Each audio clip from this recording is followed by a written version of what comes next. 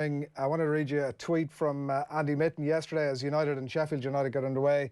Results could barely have gone better for MUFC lately. No piss balling, no going behind again. Need a decent win with that attacking side at winless Sheffield United. And Andy Mitten, I think you pretty much got all of that. Within 5 minutes, I didn't know whether I was regretting putting that tweet out or just thinking, you almost knew that this was coming. Manchester United go behind in every single away game and win every single away game, and normally score 3 goals. I've never known anything like it in all the time that I've supported this club. On one hand, 10 successive away wins is incredible. Of course, there are no fans, so that does make a difference. It was a bit of a bear pit at Bramall Lane last year when it was a 3-3 draw, and Sheffield United finished strongly towards the end. And there was a danger of that happening last night, even though the visitors were coasting at 3-1. This is Manchester United in 2021. They're so unpredictable, so brilliant, so poor, even within the same games. But the form's been good. They're the form team of the entire league. And that's not just for this season, but since the moment Bruno Fernandes arrived. When United attack, they can be breathtaking. They really can. There was some superb football going forward last night. But can a team who gives goals away all the time at the start of matches win the league? And we're not even talking about the home form, because only 3 goals have been scored in 6 games at Old Trafford. And 2 of them have been penalties. That's clearly not good enough.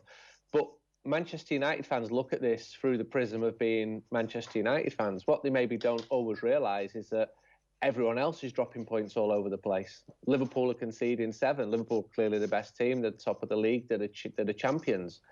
But everyone's dropping points. And as I said in that tweet, results could not have gone better for United in the days and weeks leading up to the game last night.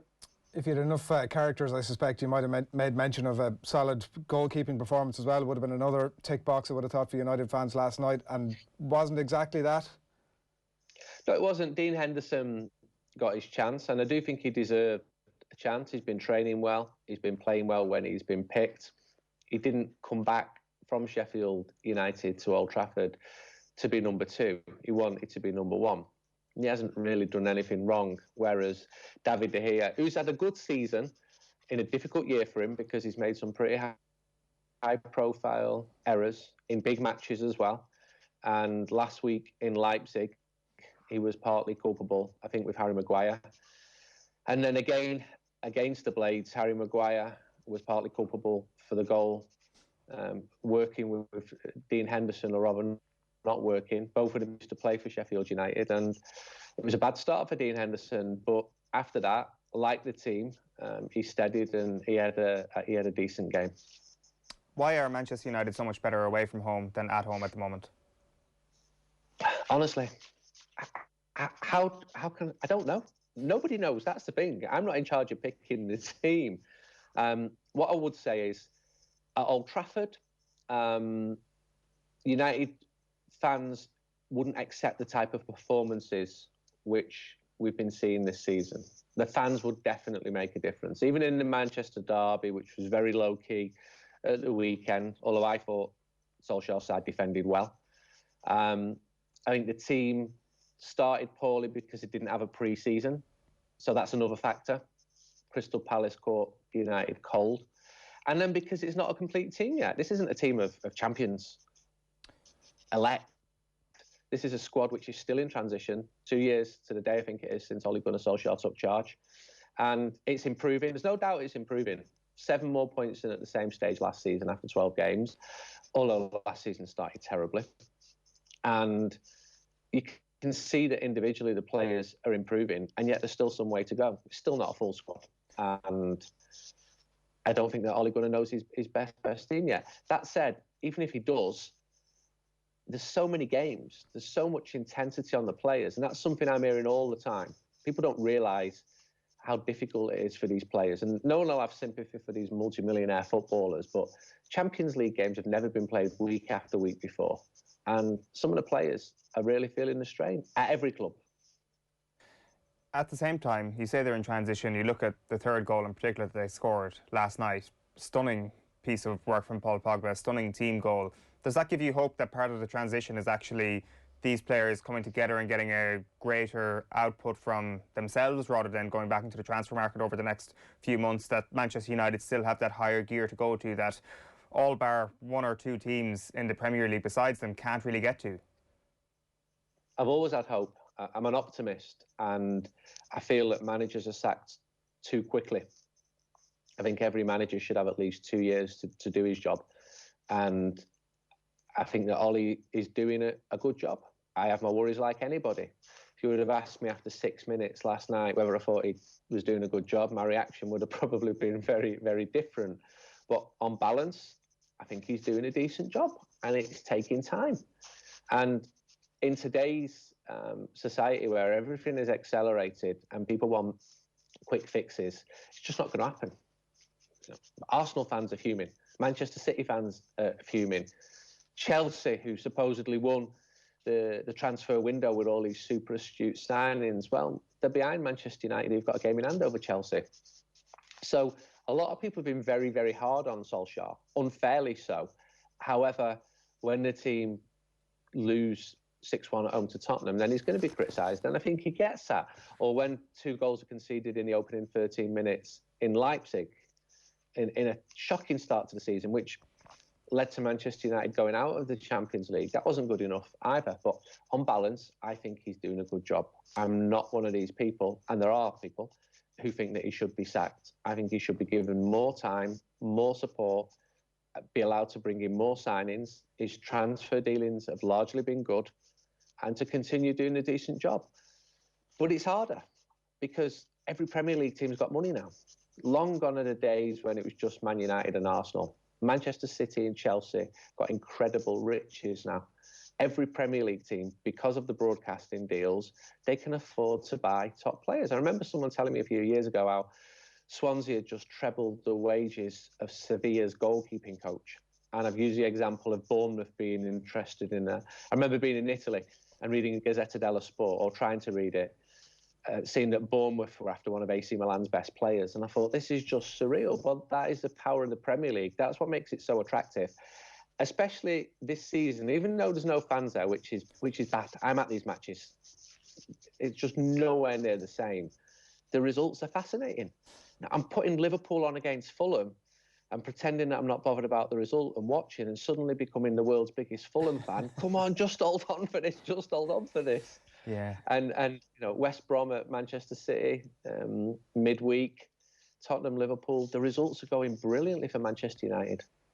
In terms of that away record that Manchester United are showing, I wonder if part of that is down to the point you just made about the confidence that comes from being a Premier League side, that if you're a home team, even if you're up against Manchester United, you feel that you should be going out to get the 3 points. Teams are playing a higher line. We saw that last night, and maybe Manchester United, when they go away from home, are actually having a bit of success against that higher line. The question now is how they manage to come up against a deeper line. And there was a good stat in The Athletic this morning that Cavani's 2 headed goals against Southampton saw him become Manchester United's joint highest contributor of headed league goals since the start of 2018-19. And that's after only 127 minutes of football. So they need that target man in Cavani, or they need Anthony Martial to become that guy to be able to get on the end of crosses when teams have a massed defence at Old Trafford.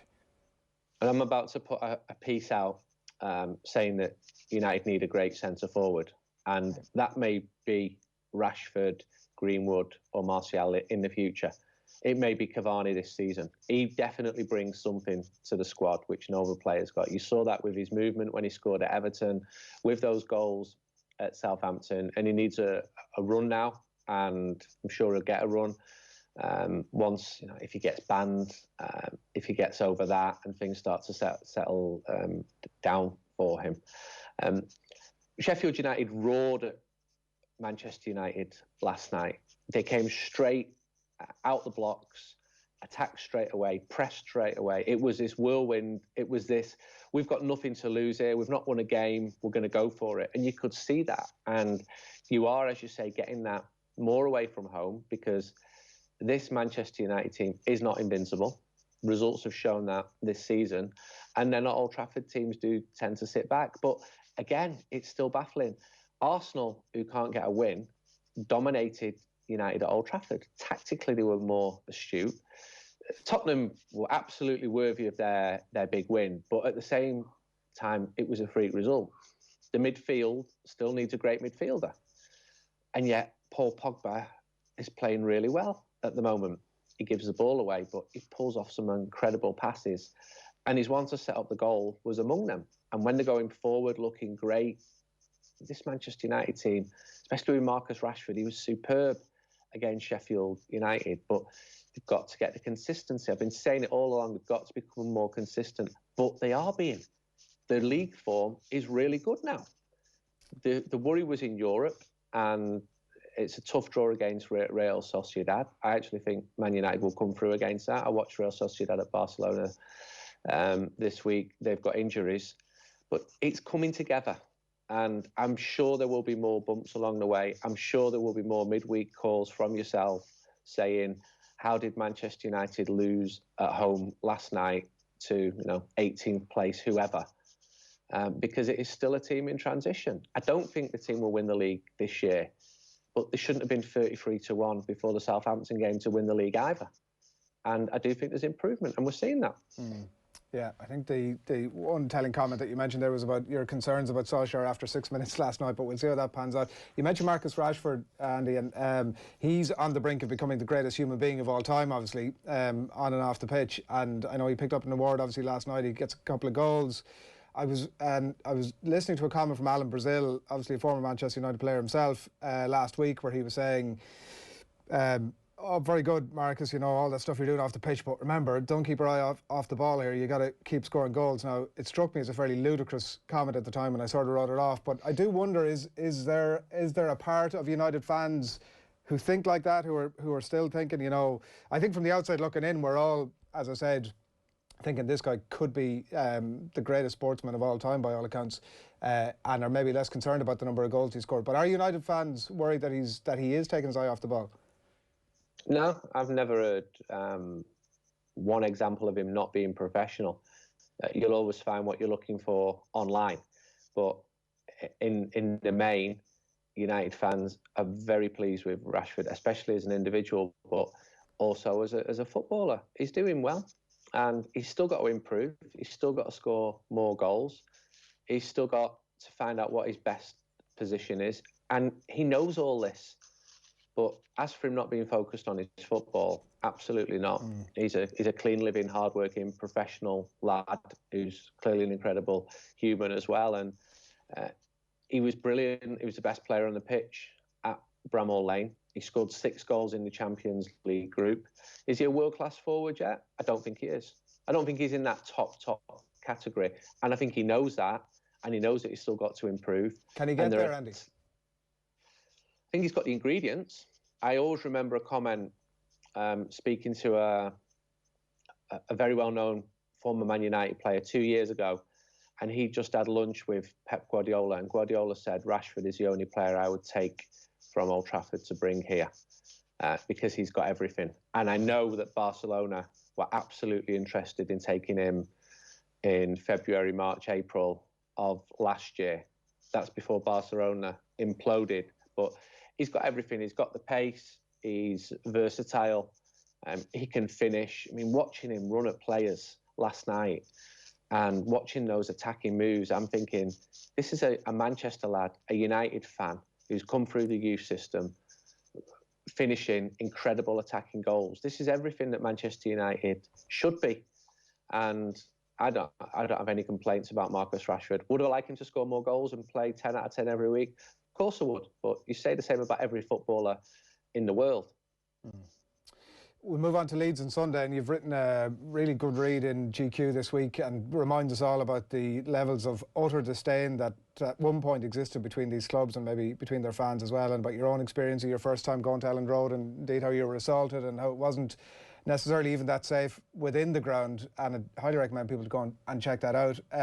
It did make me start to wonder what the pecking order of hatred with other clubs, as opposed to rivalry, because I don't know what you could call United Leeds that much of a rivalry of late anyway, but the hatred of other clubs, what's the ranking on that, Andy? Well, if you want the official rankings going back to 1990-91 when Leeds came up, it was top 3 for people, for Man United fans in Manchester would say Man City, Leeds, Liverpool. Now, if you ask a Man United fan in Dublin, I think they'd probably be more likely to say that Liverpool were the main rivals. And I still think Liverpool are Man United's biggest rivals, but mates of mine will disagree with me and say, no, it's Man City. But for a long time, Leeds were up there. And then Leeds vanished in 2003, 2 years after reaching the semi-final of the Champions League against Valencia. They had a really good young side.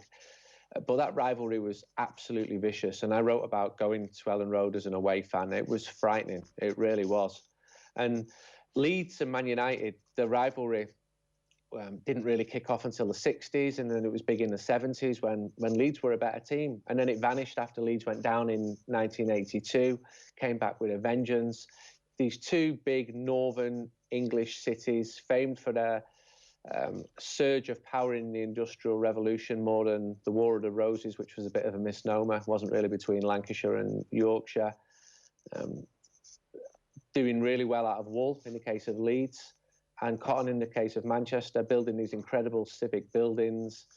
And it's still a rivalry. I do think Manchester has fared better in the last 20 years as a city, and football definitely helps that. But Leeds is this huge one-club city. It's a good place. I was friends with one of the assistant managers of Leeds United and spent the start of this year for 3 days in Leeds with my family. I wouldn't have gone there if I didn't think it was a decent place. And I basically said to him, it's really not a good idea for you to be seen with me. Why? What's the problem? Too long to explain, mate. But he obviously he knew that where I'm from and who I supported. But the rivalry is pretty vicious. It'll be less so because there'll be no fans at Old Trafford, and that's a great shame because the club worked really hard to bring those 2,000 fans in for the game on Sunday. But I'd rather Leeds United are in the top division. I'd rather wake up with the prospect of Man United playing Leeds United than many, many other teams. And I'm glad they're back. I also have a massive amount of admiration for Marcelo Bielsa. I remember going to Athletic Bilbao when he was manager to speak to the players there in 2012. And obviously I'd read about him being in Argentina.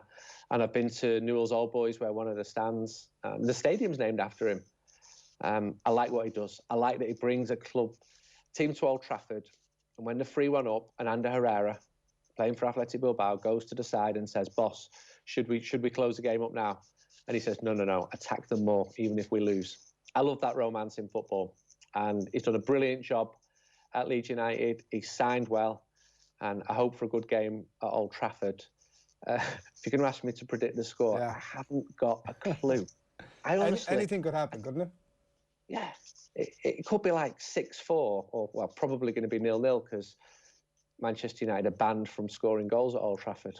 So yeah, 0-0, or Leeds to score an 89th minute win or something like that. And then that draws you into watching the team all the time because it's exciting, it's unpredictable, it's everything that sports should be. I can remember many times being bored by Man United's brilliance as they won yet another league title. And I felt like watching Barcelona over the years. You know they're going to win. You certainly don't know what's coming now with Manchester United. So it is exciting, but it's also frustrating. Yeah, we'll see what happens on Sunday. As you say, anything literally could happen. Andy Mitten from United We Stand, thanks a million. Thank you. Thanks a lot.